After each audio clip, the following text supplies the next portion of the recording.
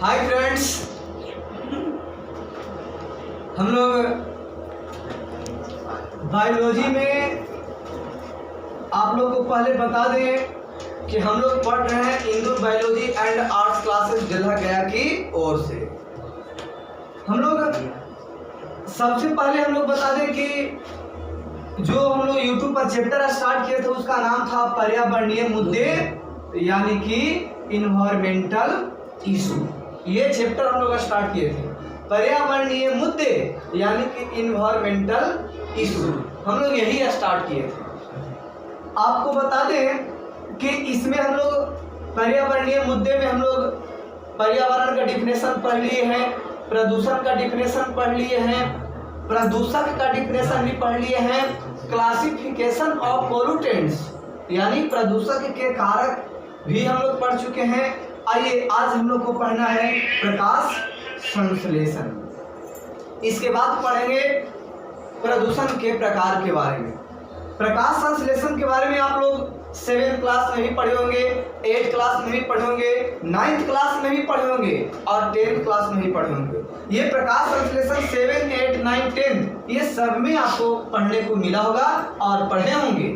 प्रकाश संश्लेषण का पहले सिंपल डिफिनेशन अगर देखा जाए तो सबसे पहले प्रकाश संश्लेषण का सिंपल डिफिनेशन है कि ऐसे हरे पौधे जो अपना भोजन स्वयं बनाता है। यानी कहने का मतलब कोई भी पेड़ पौधा हो, क्या हम लोग उसको भोजन देते हैं? नहीं। हम लोग बोलते हैं कि लो एक गिलास चावल है या पानी है, हम लोग देते हैं? नहीं। वो पेड़ पौधे जो होते हैं वो अपना भोजन स्वयं ग्रहण कर लेते हैं, किसी से वो ढूंढने या मांगने नहीं जाते हैं। तो ऐसे हरे पौधे जो अपना भोजन स्वयं बना ले, किसी दूसरे पर निर्भर न रहे, यानी जो अपना भोजन स्वयं बनाएगा, ऐसे ही हरे पौधे को हम लोग ऐसे प्रक्रिया को प्रकाश संश्लेषण कहते हैं। इसका मतलब प्रकाश संश्लेषण एक ऐसी प्रक्रिया हुआ, एक ऐसी विधि हुआ प्रकाश संश्लेषण जिसमें सभी पेड़ पौधे अपना भोजन स्वयं बनाते हैं। तो ये डिफिनेशन शायद आप लोग को याद हो गया होगा। फिर से एक बार बता देते हैं कि जिस प्रक्रिया द्वारा,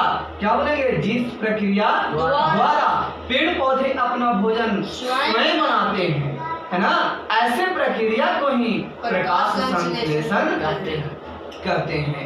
या तो फिर चलिए ये प्रकाश संश्लेषण का सबसे सिंपल डिफिनेशन हो गया कि जिस प्रक्रिया द्वारा पेड़ पौधे अपना भोजन स्वयं बनाते हैं, ऐसे प्रक्रिया को हम लोग प्रकाश संश्लेषण कहते हैं। ये आपका सिंपल डिफिनेशन हो गया। लेकिन बाबू अगर ये सिंपल डिफिनेशन हम लोग अगर पढ़ते हैं, रटते हैं, तो बहुत ज़्यादा तो 2 नंबर का प्रश्न पूछ सकता है, चाहे 10th हो या 12th हो। हालांकि 12th में भी ये पढ़ना है, बहुत ज़्यादा हो सकता है तो 2 नंबर पूछ सकता है ना, 1 नंबर ऑब्जेक्टिव पूछ सकता है। ऑब्जेक्टिव आपसे पूछ देगा कि जिस प्रक्रिया द्वारा पेड़ पौधे अपना भोजन स्वयं बनाते हैं, उस प्रक्रिया को हम लोग क्या बोलते हैं? तो हम लोग आंसर में मारेंगे प्रकाश संश्लेषण यानी कि फोटोसिंथेसिस।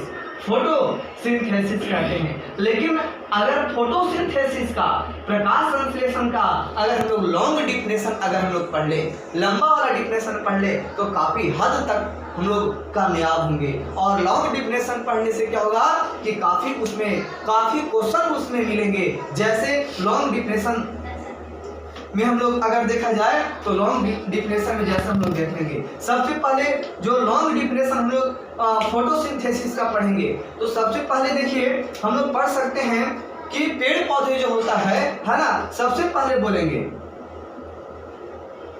देखिए प्रकाश संश्लेषण फोटोसिंथेसिस ये लिखा हुआ मिटा रहे हैं, लेकिन आप लोग समझ रहे होंगे किसका डिफिनेशन हम बताने वाले हैं? प्रकाश संश्लेषण का सिंपल डिफिनेशन हम पहले बता चुके हैं। आइए थोड़ा सा लॉन्ग में हम लोग जाने का प्रयास करेंगे। चलिए लॉन्ग डिफिनेशन हम लोग देखेंगे। सबसे पहले बोलेंगे कि ऐसे हरे पौधे, क्या बोलेंगे? ऐसे हरे पौधे, क्या बोलेंगे? ऐसे हरे पौधे जो सूर्य के प्रकाश से, क्या बोलेंगे? ऐसे हरे पौधे जो सूर्य के प्रकाश से क्या प्राप्त करके? ऊर्जा प्राप्त करके, है ना, यानी कि ऊर्जा प्राप्त करके, है ना, अपना क्लोरोफिल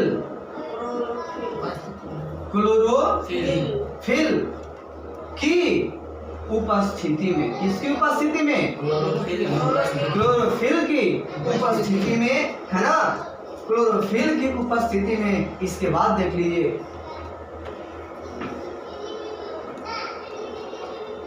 क्लोरोफिल की उपस्थिति में, है ना, कार्बन डाइऑक्साइड यानी CO2 प्लस H2O यानी कि जल, यानी कार्बन डाइऑक्साइड और H2O के द्वारा, है ना, अपना भोजन किस रूप में? तो हम लोग पढ़ेंगे कार्बोहाइड्रेट्स,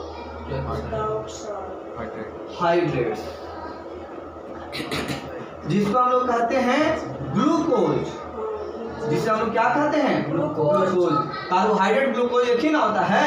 यानी कहने का मतलब यहाँ पर सिंपल डिफिनेशन हम लोग पहले पढ़ चुके हैं, है ना, सिंपल डिफिनेशन कि सूर्य ऐसे हरे पौधे जो सूर्य के ऐसे हरे पौधे जो अपना भोजन स्वयं बनाता है उसे प्रकाश संश्लेषण कहते हैं। लेकिन आइए हम लोग चर्चा करते हैं थोड़ा लॉन्ग डिफिनेशन, कुछ नहीं हम लोग को पढ़ना है। देखिए, सूर्य के प्रकाश से ऐसे हरे पौधे, क्या बोलेंगे? ऐसे हरे पौधे जो सूर्य के प्रकाश से ऊर्जा प्राप्त करके, ऐसे हरे पौधे जो सूर्य के प्रकाश से ऊर्जा प्राप्त करके, है ना, क्लोरोफिल की उपस्थिति में, है ना, क्लोरोफिल की उपस्थिति में कार्बन डाइऑक्साइड और जल के द्वारा अपना भोजन कार्बोहाइड्रेट्स के रूप में बनाते हैं।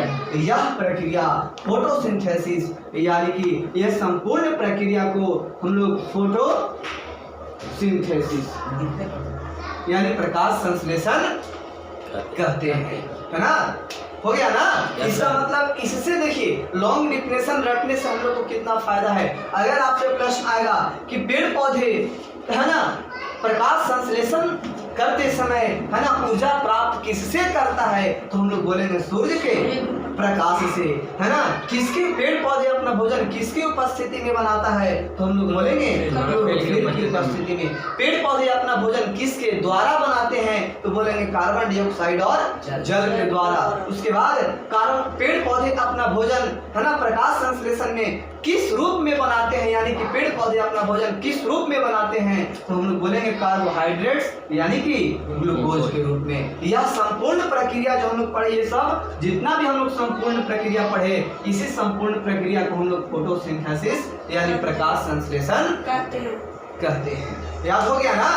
कि कोई दिक्कत? और इसी तरह से बहुत सारा प्रश्न, है ना, एक बार फिर से लॉन्ग बता देते हैं कि ऐसे हरे पौधे जो सूर्य के प्रकाश से ऊर्जा प्राप्त करके क्लोरोफिल के उपस्थिति में कार्बन डाइऑक्साइड और जल के द्वारा अपना भोजन कार्बोहाइड्रेट्स के रूप में बनाते हैं। ये संपूर्ण प्रक्रिया फोटोसिंथेसिस यानी प्रकाश संश्लेषण कहलाते हैं। यही आपको बहुत सारा प्रश्न इसमें, यानी आप लोग 10th क्लास में आप लोग एक प्रश्न पढ़े होंगे। 10th क्लास में एक टॉपिक आप लोग को पढ़ने को मिला होगा। 10th क्लास में चैप्टर नंबर 1 बायोलॉजी में चैप्टर का नाम था जैव प्रकरण। जैव प्रकरण 10th क्लास में फर्स्ट लेसन में पढ़ना होगा।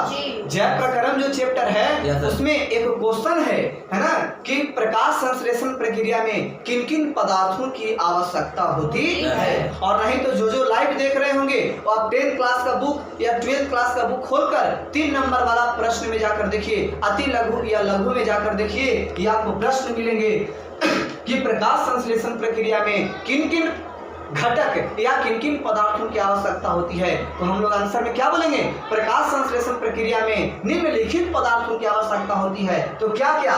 तो एक में हो जाएगा सूर्य के प्रकाश, एक में हो जाएगा सूर्य के प्रकाश। क्योंकि सूर्य के प्रकाश नहीं रहता तो पेड़ पौधा ऊर्जा कहाँ से लाता?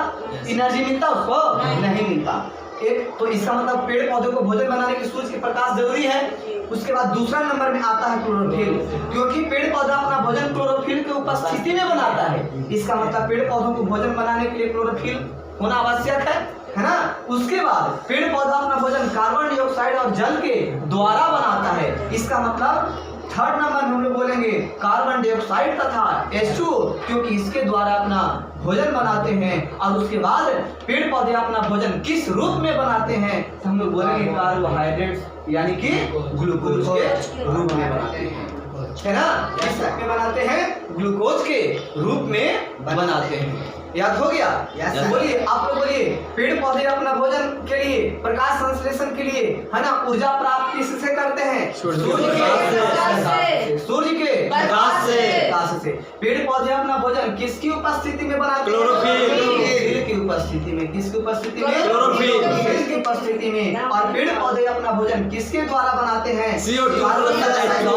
H2O के द्वारा। और पेड़ पौधे अपना भोजन किस रूप में बनाते हैं? कार्बोहाइड्रेट रूप में बनाते हैं। इस प्रकार कह सकते हैं कि ऐसे हरे पौधे जो सूर्य के प्रकाश से ऊर्जा प्राप्त करके क्लोरोफिल के उपस्थिति में कार्बन डाइऑक्साइड और जल के द्वारा अपना भोजन कार्बोहाइड्रेट्स के रूप में, ग्लूकोज के रूप में बनाते हैं। इस प्रक्रिया को हम लोग, इन संपूर्ण प्रक्रिया को हम लोग फोटोसिंथेसिस कहते हैं। और इस तरह से प्रकाश संश्लेषण प्रक्रिया में सूर्य के प्रकाश, क्लोरोफिल, है ना, कार्बन डाइऑक्साइड, जल, है ना, ये सभी आवश्यक है प्रकाश संश्लेषण प्रक्रिया में। यानी प्रकाश संश्लेषण प्रक्रिया में ये सभी घटक क्या है, आवश्यक है। इनके अभाव में कभी प्रकाश संश्लेषण की क्रिया पूर्ण नहीं होगी, है ना।